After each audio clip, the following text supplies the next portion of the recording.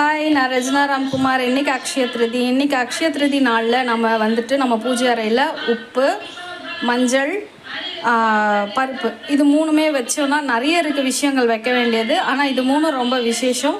இந்த மூணுமே வச்சுட்டு இன்றைக்கி பூஜை பண்ணிவிட்டு அதுக்கப்புறம் நம்ம சமையலுக்கு யூஸ் பண்ணிக்கலாம். நம்மளால் தங்கம் வாங்க முடியலையே அப்படின்னு ஃபீல் பண்ணுறவங்க இந்த மூணுமே வாங்கி வைங்க.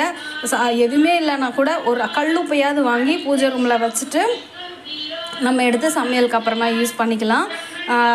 இன்றைக்கி அக்ஷய திருதிங்கிறதுனால உங்கள் எல்லார் வீட்லேயுமே எல்லாம் வளமும் பெற்று பெருகி வாழணும் அப்படின்னு சொல்லிட்டு வாழ்த்துறேன். இன்றைக்கி நான் என்னோடய பூஜை ரூமுக்கு யூஸ் பண்ண போகிற பூக்கள் இதுதான்.